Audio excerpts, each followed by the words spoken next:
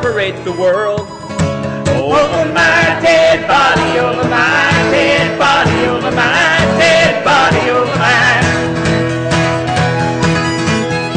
They have all the money, we have the will, and I would rather be a match than a paper dollar bill. Yes, I would any day.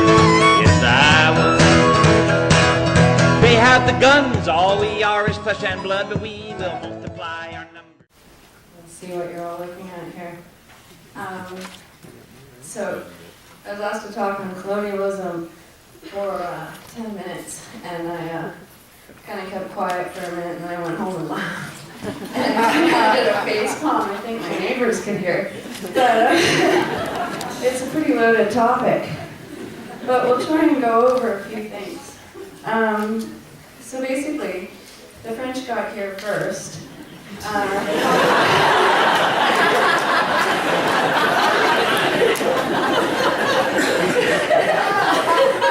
Yeah. They called it New France and drew some fancy maps. Obviously, the Mi'kmaq people already lived here. But they didn't have the fancy maps drawn, so it was declared New France. They didn't have that much funding, not as much as went into it later on, to build up New France. So it kind of ended up being a lot of missionary work, some Jesuit priests, a lot of those writings from the Jesuit priests who actually did try to understand the people a little bit more than other colonizers after. Well, they were missionaries more than colonizers. So a lot of these writings actually do inform us about a lot of our history now, which is kind of loaded too. Then France ended up getting more money to finance colonies here. There were the Acadians. Then there was the Seven-Year War, the Treaty of Utrecht. None of that we knew anything about, but somehow Britain ended up getting the territories that were claimed as New France. So the Acadians were expelled, and at that point, before that, it was mostly Halifax that was a colony of the British, and a lot of the outlying areas were French.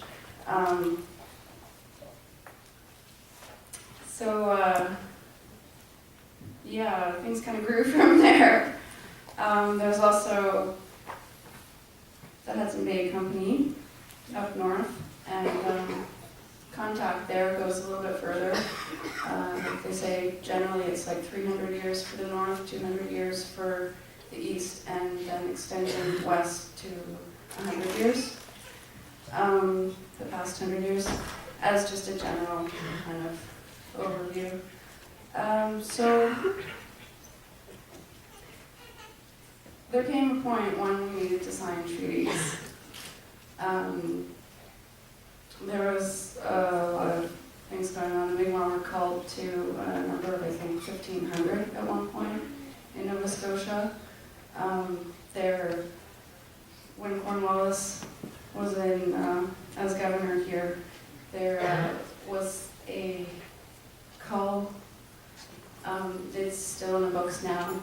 You can get $500 for a Mi'kmaq skull. Not very nice, but Harper won't do anything about that because that was signed by the Crown. The Crown won't do anything about that because it's Canada. So that is still in the books. And that's the kind of consideration that it seems has gone on for the past 2 centuries.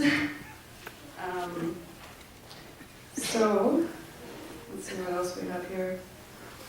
So we have treaties, and the treaties give us the rights to hunt fish, the rights to sustenance, to live off the land, to practice traditional ways, to practice our spiritual ways.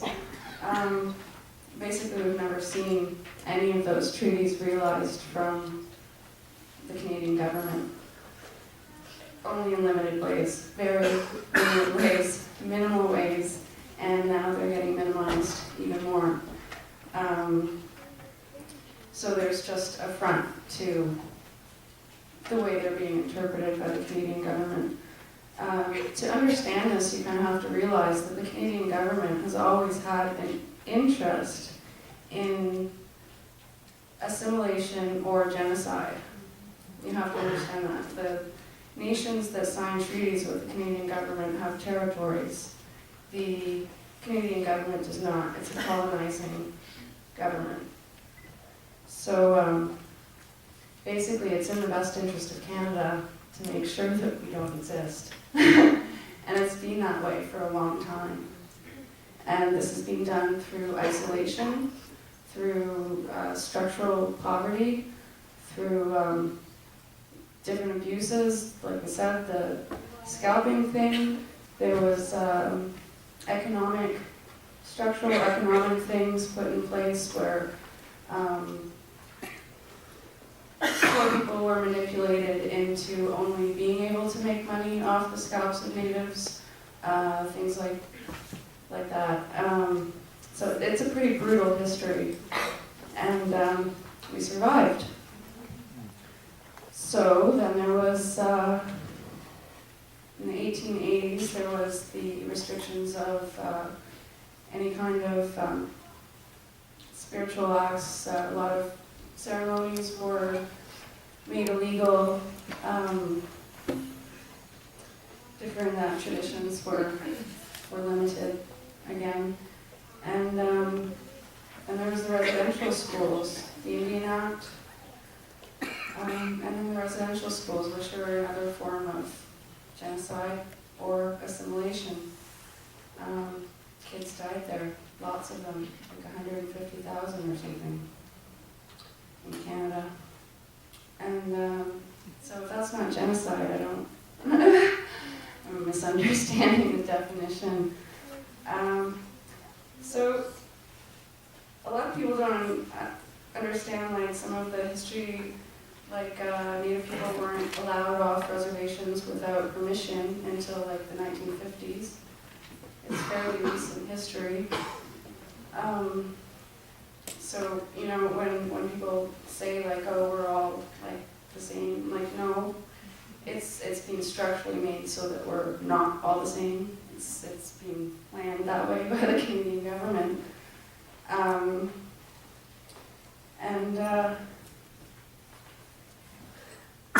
Let's see. So the residential schools, the last one, that too is pretty recent history, 1996, I think, 97, 96. So that wasn't really that long ago. And the impact of the residential schools is being said to be generational. Like there is a recovery process that extends for generations. And in my own life, I've had to understand this context because I am impacted as a third-generation residential school victim. So basically in my life, I had a father who was unavailable to me for emotional parenting. This was because he wasn't parented with any kind of emotion, because my grandmother wasn't parented with any kind of emotion. She was raised by nuns in a very strict upbringing that was basically around work, because that was the agenda, was to make us into people that would work for minimum wage jobs so that other people could get better jobs. And that's still going on today. Not enforced quite as much, but it does still happen as a majority. So in my life, and what concerns me about this bill, this legislation, all of it's going through, because it's I think there's a list of like 6 or 7 different pieces of legislation. I ended up, the reserve I'm from has environmental damage to their waters. So with parents that weren't emotionally available, with a reserve that I couldn't live on, having been born in Halifax from the residential school, I would be a product of that attempt of assimilation.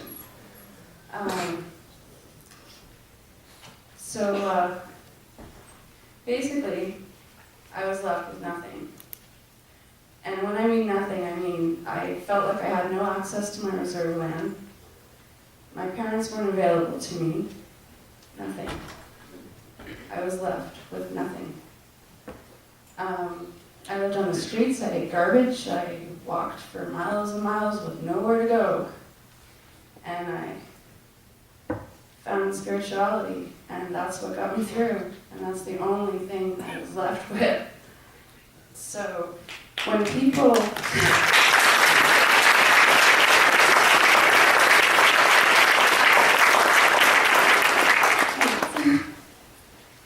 When people don't seem concerned about waters, and I've been not able to reintegrate with my community that is on my status card because of pollution to waters, I find it really hard to swallow.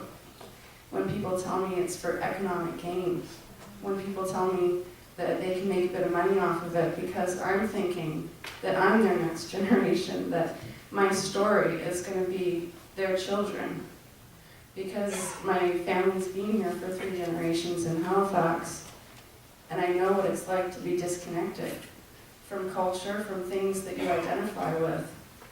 From being left with nothing, I was put in a place that was other from society. I wasn't integrated into society, I was put in a place that was other from society. And it was up to me to pick up the pieces. And that's a lot of what culture is right now. From colonialism, it's a lot of picking up the pieces.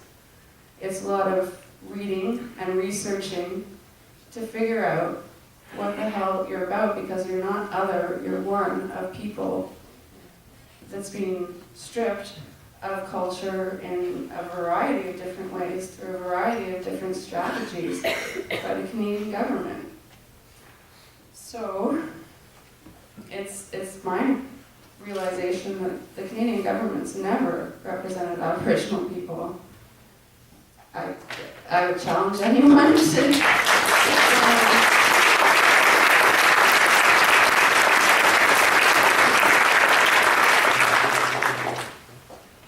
challenge anyone to say otherwise, and then we could talk about it some more. But yeah, there's a lot of facts on here, and there's more. There's a lot of different strategies that have been used. People teach courses on it, and there's a list at the bottom of all the different bills that are impacting our treaty rights. And yeah, about the consent, I saw an excerpt of what Mr. Duncan said about the consent, because when I heard about this going on, I said I didn't consent. I didn't know about it. I wasn't informed. No one spoke on my behalf for me. And my understanding of my treaty rights was that they're my rights, that no one can speak for my rights. No elected representative can call an election and necessarily speak for my rights. Those are my rights. Anyways, so yeah, I found out what Duncan said about the consultation process, which was basically he traveled around, and everyone he spoke to was in agreement. But it doesn't state that he spoke to one First Nations person, you know, which could be a lot of guys that just have investments in China. Yes. I don't know what to say about colonialism without really getting into a lot more heavy stuff, and that would... They have the guns, all we are is flesh and blood, but we will multiply our numbers and drown them in our flood. Yes, we will. Yes, we will. They say they will incorporate the world,